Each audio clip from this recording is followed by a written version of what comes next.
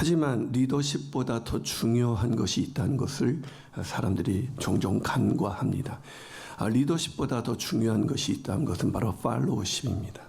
리더십의 또 다른 얼굴 팔로우십이라는 책의 저자인 심윤섭 소장은 이런 얘기를 합니다. 리더가 많으면 배가 산으로 가지만 우수한 팔로우십을 보유한 조직은 제대로 된 방향으로 항해한다. 리더가 아무리 애를 써도 팔로워가 귀를 막으면 배는 느릿느릿 제멋대로 움직이거나 좌초될 것이다 라는 얘기죠. 그래, 리더십이 중요하지만 사실은 리더십보다 더 중요한 것이 바로 팔로우십입니다. 좋은 팔로우가 없다면 우리는 어떤 좋은 리더십을 소유한다 할지라도 아무런 소용이 없기 때문에 그렇습니다. 게다가 우리는 살아가면서 최종 리더가 아니거나 아니면 최종 리더가 아니라면 우리는 늘 팔로우이자 중간 리더라 할지라도 팔로우이자 리더인 것입니다. 그러니까 우리는 대부분의 시간들을 팔로우로서 인생을 살아갑니다. 그래서 이 심윤석 소장이 이런 얘기를 합니다. 팔로우로서 성공을 경험해 본 사람들은 리더가 되어서도 성공을 이어갈 수가 있다. 팔로우십을 바탕으로 성취감을 맛보며 성장해 간다면 이는 모두 자신의 인생의 미천이 된다. 그러니까 우리 인생 속에서 내가 리더십을 가지면 잘해야지라는 생각보다 우리가 팔로우로 살아갈 때 그런 좋은 팔로우십을 갖는 것이 굉장히 중요하다라고 얘기하고 있죠. 하지만 자기 소견에 옳은 대로 살아가는 이 시대 속에서 정말 찾기 힘든 사람들이 있다면 그것은 바로 좋은 팔로워입니다. 그러니까 잘 따라가는 사람들 별로 없죠. 다 자기 생각이 뚜렷합니다. 이런 시대 속에서 오늘 본문은 그리스도인이라면 좋은 팔로워로 살아가야 한다라고 우리에게 말씀하고 있습니다. 삶으로 너희가 예배드리는 그 모습 중에 하나는 너희들이 세상에서 또 어떤 공동체에 속해서 살아갈 때 너희가 삶으로 예배드리는 것, 그것은 좋은 팔로워로 살아가는 것이다 라고 이야기하고 있습니다. 그렇다면 그리스도인인 우리가 어떻게 어떤 좋은 팔로우십을 가져야 하는 걸까요? 우리는 어떤 팔로워가 되어야 될까?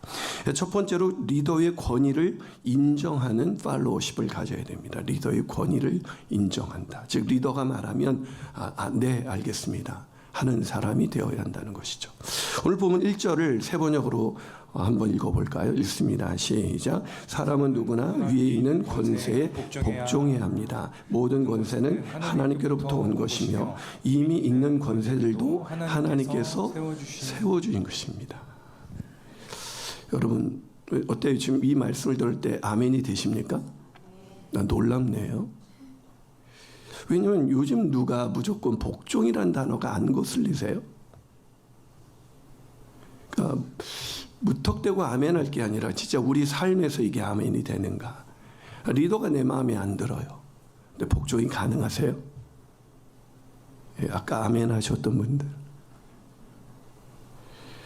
이 복종이라는 단어는 참 다른 말로 하나님이 세우신 리더가 잘하면 좀 잘 따라가라 이런 아멘이 쉽게 되지만 그냥 누구나 위에 있는 권세에 복종해라. 모든 권세입니다. 모든 권위, 모든 리더. 그러니까 거기에는 우리가 저 사람은 좀 아니야 하는 리더도 있는데 거기에 뭐라고요? 그 모든 권위는 하나님께로 온 거다. 하나님이 세워주신 거다. 그러니 복종해야 된다. 굉장히 불편한 말씀이죠. 정말 받아들이기 힘든 말씀입니다.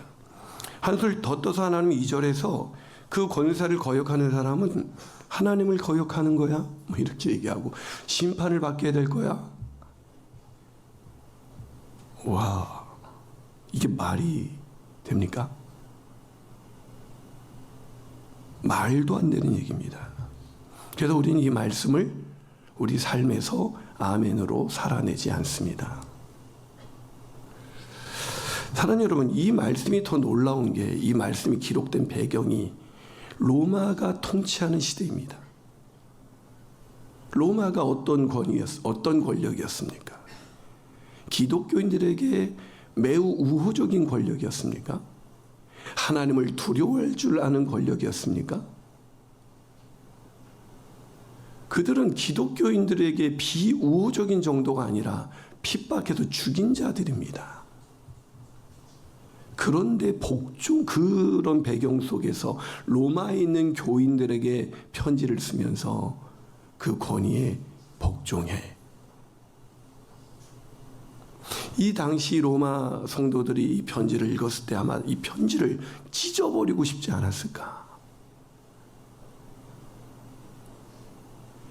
하나님이 왜 이러시는 걸까요? 이 팀 켈러의 제가 설교집을 찾아봤더니 그 이유를 이렇게 말하더라고요. 국가에 대한 그리스도인의 가장 기본적인 입장은 복종이다 라고 얘기를 하고 있더라고요. 아무리 비우호적이고 심지어 적대적이라 할지라도 기본적으로 그리스도인들은 그 세워진 국가의 권력을 비롯해서 세워진 리더십에게 복종해야 된다. 이것이 기본적인 태도라는 거예요. 왜 그럴까요? 여러분, 근데 제가 이해가 되더라고요. 이 선지서를 보면서. 저도 처음에 이게 이해가 안 되니까 논란이 굉장히 많은 구절입니다. 제가 하박국 1장 13절에서 14절을 보니까 이렇게 하박국은 하나님께서 바벨론을 들어서 이방 나라를 들어서 하나님의 백성을 쳐서 멸망시키겠다는 얘기죠. 그래서 하박국이 열받아가지고 1장 13절과 14절에서 이런 얘기를 해요. 주는 눈이 정결하심으로 악을 참아 보지 못하시며 패역을 보지 못하시거늘 어찌해서 거짓된 자들을 방관하시며 악인이 자기보다 의로운 사람을 삼키는데도 잠잠하십니까? 주께서 어찌하여 사람을 바다의 고기 같게 하시며 다스린 자 없는 벌레 같게 우리를 그렇게 악한 권위에 의해서 멸망당하는 것을 보고만 계십니까? 이랬던 하박국이 나중에 뭐라고 그러죠? 3장에 가면 17절 18절 비록 무화과 나무가 무성하지 못하고 포도나무에 열매가 없으며 감람나무에 소출이 없으며 밭에 먹을 것이 없으며 우리의 양이 없으며 외양간에 소가 없을지라도 난 여호와로 말미암아 즐거워하고 기뻐하리로다. 이 악한 권위를 사용해서 이스라엘 백성을 치는데 나는 여호와로 인하여 즐거워한다. 왜 그러죠? 하나님께서 왜 이스라엘을 이 이방 나라의 권력을 사용해서 치셨죠? 우상 숭배에 빠져 있었기 때문입니다. 하나님이 아닌 것을 붙들고 살고 있었기 때문이죠. 하나님이 수없는 선지자를 보내셨습니다. 부지런히 보내셨다고 말씀하고 계십니다. 그래도 말을 도통 들지를 않으세요. 그래서 하나님께서 이방 권력을 사용해서 이스라엘을 징계하신 것입니다. 그 권위에 복종하라는 겁니다. 그러니까 우리는 왜 악인이 그 하박국 같은 1장의 하박국 같은 태도를 견제하죠? 이게 말이 됩니까, 하나님? 이 하나님의 경륜과 하나님의 섭리하심을 알지 못하면 우리 이 작은 머리로는 왜 바벨론을 더 악한 나라, 아무리 이스라엘이 잘못해도 그렇지 더 악한 하나님을 모르는 극악무도한 권력을 사용해서 어떻게 이스라엘을 칠 수가 있습니까? 라는 이 질문에서 우리는 벗어나지 못하는 겁니다. 이 시대에 하나님께서는 그의 뜻대로 권위를 세우십니다. 때때로 우리가 이해할 수 없는 역사 속에서는 이해할 수 없는 권위들이 활개치도록 하나님이 내버려 두시기도 합니다. 그런데 그 모든 것을 우리는 그 텍스트가 아니라 컨텍스트라고 그러죠. 본질이 아니라는 거예요. 컨텍스트는 무대와 같은 겁니다. 사용했다가 철거합니다. 바벨론을 쓰셨다가 철거하십니다. 그러니까 너희들은 하나님이 세우신 경륜 속에서 세워진 리더십에 대해서 그 리더를 너희들이 볼 때 저 악한 리더라고 생각하는 리더가 있을지라도 너희들은 역사 속에서 역사의 주관자인 내가 하나님께서 그 역사의 주관자께서 그 뜻대로 이끌어 가시는 그 일 안에서 너희의 할 일을 그리스도인으로서 살아갈 너희의 발걸음을 걸어가라는 겁니다. 그게 좋은 팔로우입니다.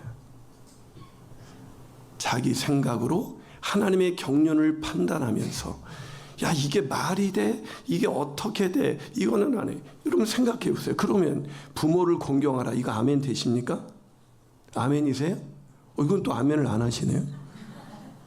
부모를 공경하라. 하나님 말씀하셨습니다. 아멘이십니까? 그럼 부모는 다 좋은 부모예요? 그래요? 본인이 부모이신가 봐요. 아동학대하는 부모는 그럼 좋은 부모인가요? 아니, 대답을 해보세요. 아동학대를 하는 부모는요, 자기 감정에 취해서, 아동학대까지는 아니어도 때로는 취해서 아이를 막 뭐라고 몰아붙이는 부모는요, 그럼 하나님이 부모를 걸러서 공경하라 이러시면 될 텐데 왜 부모를 공경하라 그러셨을까요? 부모도 하나님이 세우신 권위이기 때문입니다. 그래서 모든 권위에 복종하라는 것은 하나님의 경륜과 계획 속에서 하나님이 권위를 세우는 것을 너희들이 인정하라는 겁니다. 두 번째로 그리스도인 우리는 어떤 팔로우십을 가져야 될까요? 그것은 양심을 따라 리더를 따르는 팔로워여야 됩니다. 양심을 따라 리더를 따라야 된다. 모든 권위는 하나님이 세우신 권위니 복종하라. 되게 불편하시죠. 이건 믿음이 없는 역사의 주관자이신 하나님의 경륜을 신뢰하지 않는 사람은 할 수 없는 일이에요. 그러다 보니까 요즘은 권위주의를 파괴하다가 모든 권위가 무너졌습니다. 더 많은 걸 잃고 있죠. 아이들의 인권을 강조하다가 선생들의 권위가 아예 없어져 버렸습니다. 학교에서.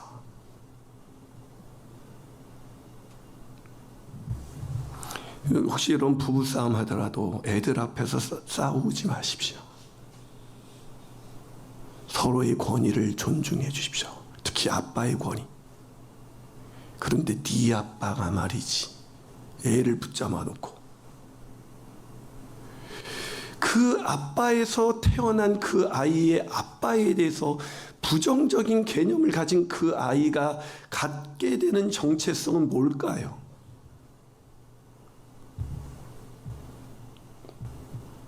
권위에 복종하셔야 됩니다.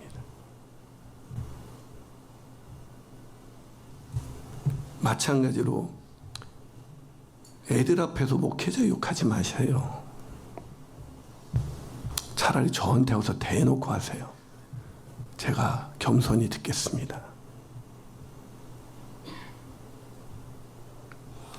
근데 오늘 본문은 여러분 무조건적인 복종을 강요하는 것 같지만 그렇지가 않습니다.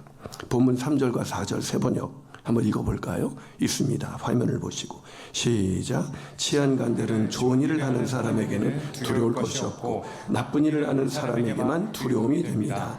권세를 행사하는 사람은 두려워하지 않으려거든 좋은 일을 하십시오. 그러면 그에게서 칭찬을 받을 것입니다. 권세를 행사하는 사람은 여러분 각 사람에게 유익을 주려고 일하는 하나님의 일꾼입니다. 그러나 그대가 나쁜 일을 저지를 때는 두려워해야 합니다. 그는 공연히 칼을 차고 있는 것이 아닙니다. 그는 하나님의 일꾼으로서 나쁜 일을 하는 자에게 하나님의 진노를 집행하는 사람입니다. 왜 모든 권위에게 순종하라고요? 하나님이 세우신 일꾼이래요. 왜 세우셨죠? 여러분 권위는 하나님이 왜 주십니까? 하나님을 대신해서 정의와 사랑을 실천하라고 주신 거죠. 그래서 마음대로 하라고 권위를 주신 게 아닙니다. 하나님이 세우신 이유를 오늘 본문에 근거하면 치안을 유지하고 각 사람을 보호하는 것이죠. 그래서 제대로 된 리더는 팔로우를 보호합니다. 그들에게 유익을 끼치기 위해서 존재합니다. 다시 말해서 하나님이 세우신 리더라면 권위주의에 빠져서 자신의 이익을 위해서 사는 것이 아니라 팔로우들의 유익을 위해서 팔로우들을 보호하면서 사는 사람, 그게 부모이고 그게 리더이고 그게 국가의 지도자인 것입니다.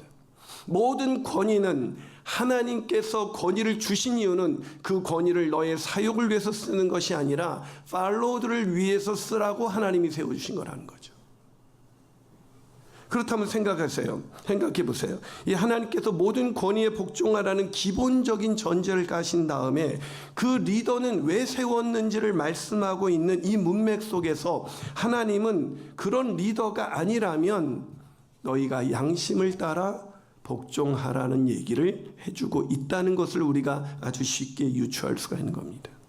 그래서 오늘 본문 5절은 새 번역은 이렇게 마무리가 됩니다. 그러므로 진노를 두려워해서만이 아니라 양심을 생각해서라도 복종해야 합니다.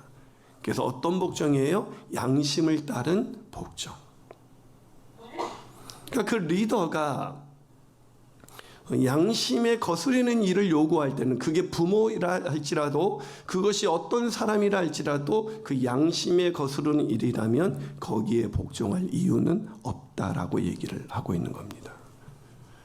그래서 리더를 따를 때 기본적인 태도를 잃지 말되 양심에 따라 복종을 하라. 이것이 좋은 팔로우십의 두 번째 특징인 것입니다. 이 세 번째로 그리스도인 우리는 어떤 팔로우십을 가져야 되는가?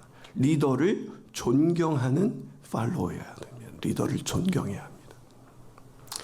본문 7절을 새 번역으로 한번 같이 읽어볼까 했습니다. 시작. 여러분은 다 화면이 안 띄워주는군요. 7절 새 번역입니다. 없나요?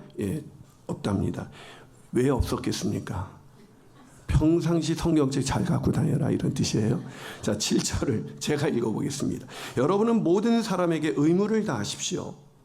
조세를 바쳐야 할 이에게는 조세를 바치고 관세를 바쳐야 할 이에게는 관세를 바치고 두려워할 이는 두려워하고 존경해야 할 이는 존경하십시오.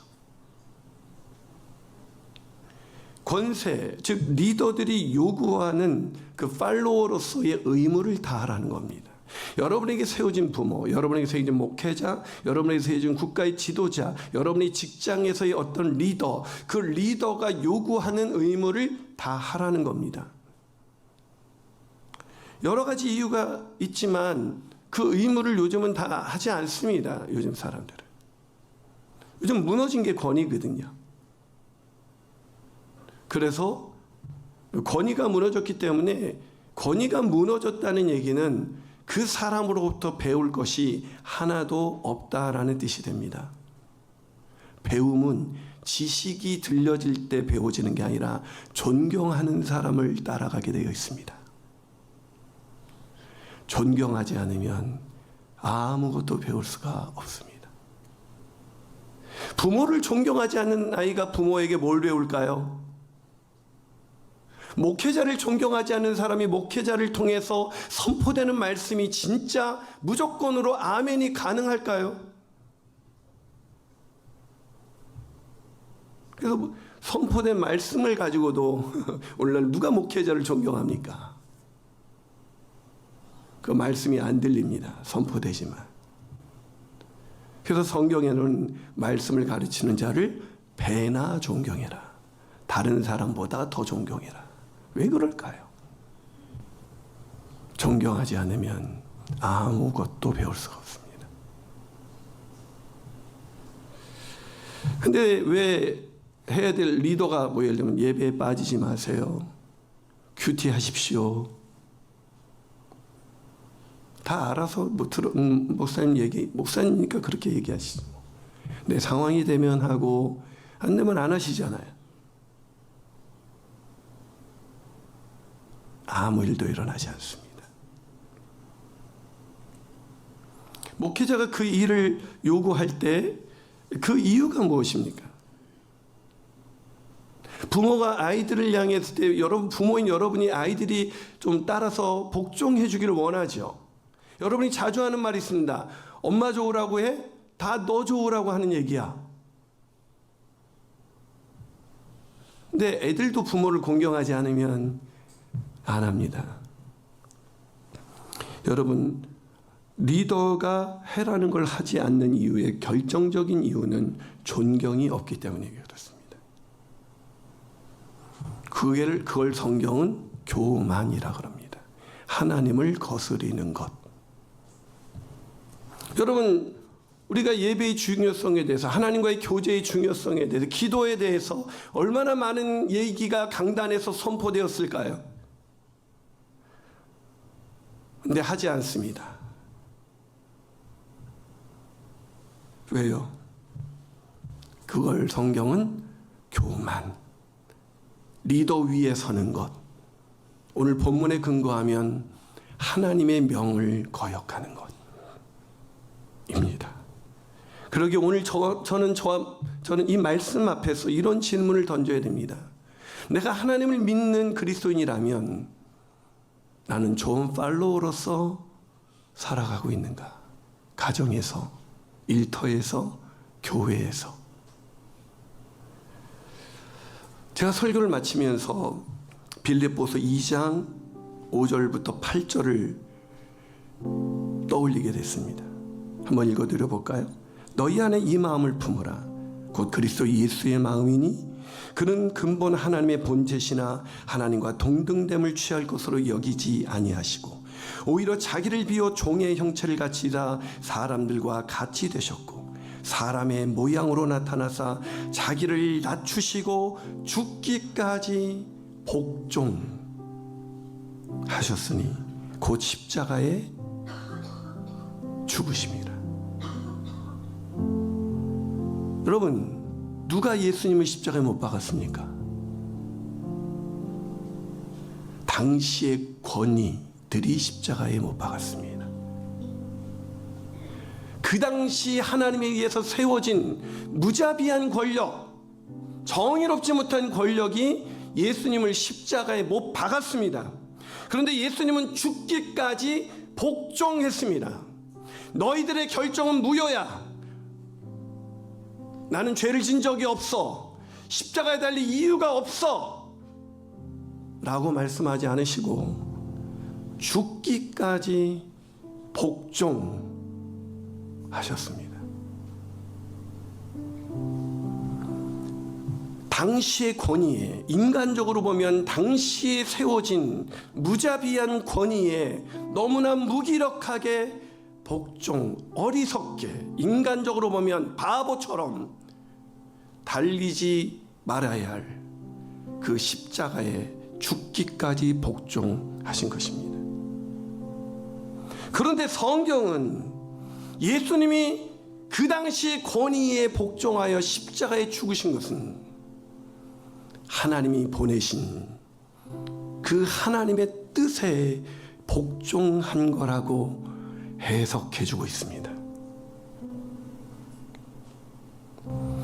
놀라운 역설 아닙니까? 무자비한 비도덕적인 권력에 복종했는데 예수님은 하나님에게 복종한 것이 되었습니다.